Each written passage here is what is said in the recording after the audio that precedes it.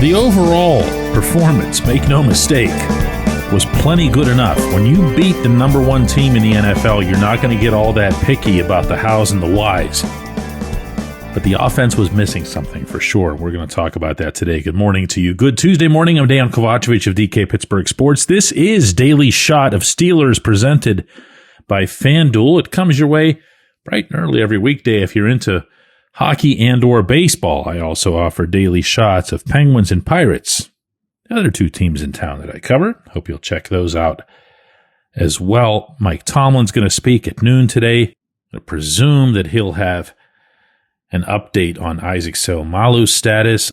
He aggravated a pec injury and had to leave the game. 27-20 victory over the Colts Sunday at Acrisure Stadium. If he's not available for this coming weekend in Los Angeles against the Chargers, that's going to be another opportunity for Spencer Anderson to get involved. He is the official and the unofficial, for that matter, backup left guard. He's also a very good football player. And if that were the only potential problem the Steelers would be facing on offense, with respect to Seumalo, they'd be okay. As it is, I don't want to overstate this, because I feel like the offense also got some things done that needed to get done toward victory. In particular, when the Steelers' defense got them the football in a good spot, they made it count, and they made it really count. Second quarter, forced fumble, followed by the recovery at around midfield. That ended up being a 56-yard drive for the offense, culminating in a Jaylen Warren short touchdown run. Next possession, interception. Gives the Steelers the ball at the Indianapolis 14. You'd better punch that one in. And they did. 12-yard bullet from Aaron Rodgers to Pat Freiermuth. The third and the only other touchdown that they got was similar in that there was an interception. Got the Steelers the ball at midfield. This was early in the fourth quarter. Steelers drive 56 yards, just like that first touchdown drive. And Jaylen Warren finishes that off just like the first touchdown drive. So when they were needed, they kind of got it done. So now that I've set a hopefully fair framework for this, let's talk about the stuff that didn't go right and that felt like a little bit of a regression from the steps that the offense had been taking in previous weeks. The running game was close to non-existent. 23 total carries, this is for everybody who ran the ball, for 38 yards. That's a 1.7 average. You might as well not be doing it. Jaylen himself had 16 carries for 31 yards. That's a 1.9. If it wasn't for his two touchdowns, I have a feeling everybody would be talking about this. They're not, but it doesn't make it any less real. And it's not as if the running backs made up for it by catching the ball out of the backfield. Warren had two catches for -2 yards. That's not easy to do. Kenny Gainwell, 4 catches for 35 yards. He popped one there for 16, but not enough, not anywhere near enough to override that the running backs just weren't generally effective. But they were awesome next to the wide receivers. And that's really what I want to talk about. Listen, it's one thing for the tight ends to have 10 catches to 8 catches for the wide receivers. That's kind of how the offense is structured. It's understandable. DK Metcalf probably stands out, and not in a good way, in this category. He was targeted only 4 times, which was a season low. He caught only 2 passes, also a season low. And he accumulated 6 yards. Guess what? Season low. One of those was a drop, but the bigger issue within that is that somehow, some way, the Indianapolis defense was efficient enough in discouraging Rodgers from throwing to his plainly and obviously favorite target. Calvin Austin ended up leading everybody on the team in receiving with 5 catches on 6 targets, but it was for only 56 yards. Certainly not enough to make anybody forget that, they could still go get another wide receiver via trade today. Ramon Wilson has kind of started to seem like he'll be more a part of everything, but then he tries to hurdle some dude when all the Steelers need to do is hang on to the football. And man, that's one of those that sticks in the collective craw of the entire coaching staff, not just Mike Tomlin. The trust in the player wavers, and it takes sometimes a really, really long span for people to forget it. I don't mean people like me and you. I mean the people that make the decisions. And then there were some of the things that are more difficult to quantify. And Kenny Gainwell not turning around in time for a pass. Rodgers flipping out. My understanding is they didn't show this on the TV screen. Trust me, it happened. Darnell Washington with a drop down at the goal line. A play that's got to be a touchdown 100 times out of 100. And let's just say that Rodgers' apparent assessment of all this on the field translated off the field after the game. I love the play calling. I thought the execution was pretty bad. You know, we got to look in the mirror and play better on offense because that's not good enough. Any phase, me, the run game, catching the football. Defense played incredible, and we got to put game like that. We got to put 35-42 on the board and close the game out. So, good tape for coaching staff when you win a game and you got a lot to work on. Nothing to push too far here. I'm not looking for negatives in what was an enormous positive for the team as a whole.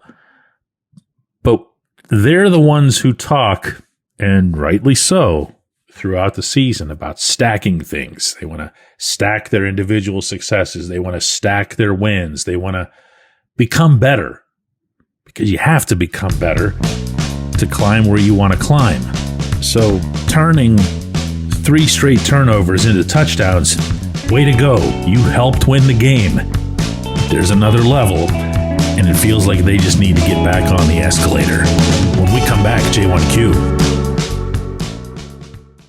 This segment of Daily Shot is brought to you by our good friends at Mike's Beer Bar. They're located on Federal Street, directly across from PNC Park. Mike has more than 500 beers on tap, including from more than 50 local breweries. Stop in and say hello. Tell Mike we sent you. Mike's Beer Bar. Football season's finally here. Time to check out the latest odds, futures, and win totals on the FanDuel Sportsbook. Think the Steelers are headed to the Super Bowl? Lock in your bets today. Whatever your game, FanDuel Sportsbook delivers the latest lines, futures, and specials so you can join in on all the action.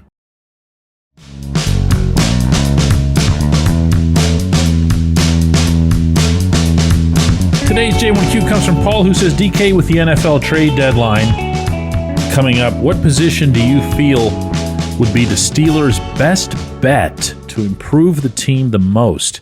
I know you're not in the business of predictions, but coming off a huge win like this, I'd like to hear your opinion. For anybody who doesn't know, the NFL's trade deadline is today at 4 p.m. It used to be something that passed almost completely without notice because football teams just aren't anywhere near as prone to making trades as their counterparts in other sports, mostly for the reason that the playbook is paramount. And you're in the first week of November, you're not really thinking you're going to teach somebody everything they need to know by the time they have to line up and help you. So it would just be a non-thing.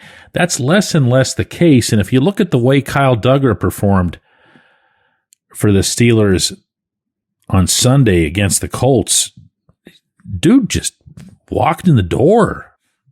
Probably still hasn't had an opportunity to introduce himself to everybody by name in the facility.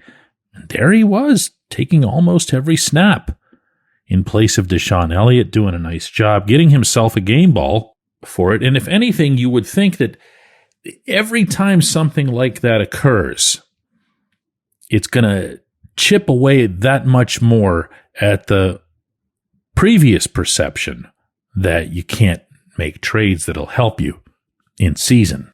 I know there's going to be sentiment to try to answer your question toward a WR2, if only because there is always a sentiment toward a WR2. My feeling is the Steelers don't bring in Marquez Valdez-Scantling as they're about to execute officially getting him onto the practice squad if they felt they had some other WR2 type lined up, or they had a trade where they knew they could pull the trigger just by picking up the phone and saying, yeah, let's do it.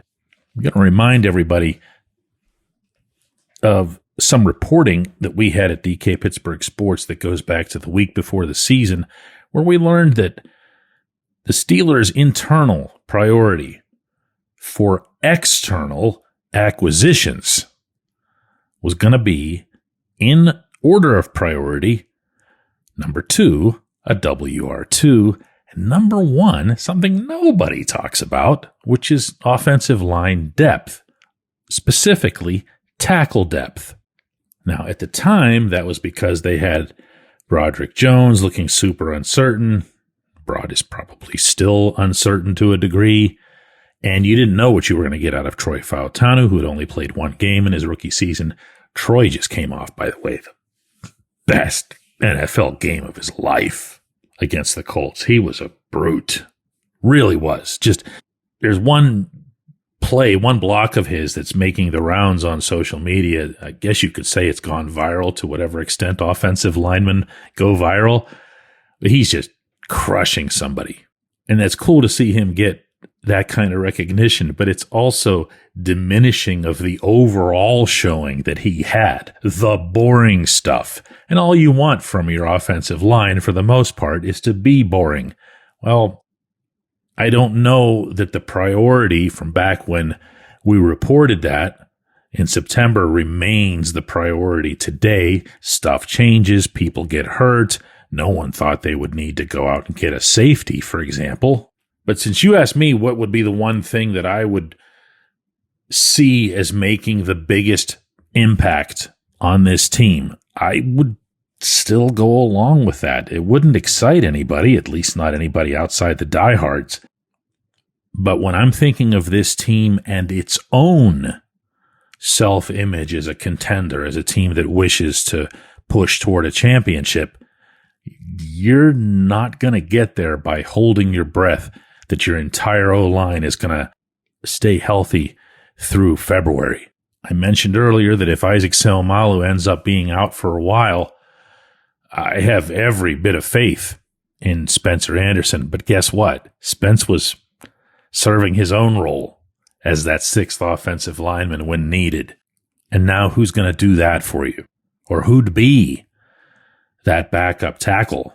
We can talk about Calvin Anderson and his experience and everything. We don't see him on the field if either Jones or Fautanu were to go down. So that's what I've got for you. That's where I am with this, Paul. I think there's certain places that you could add to and you could get people all wound up, but this is probably the one that would make the most difference.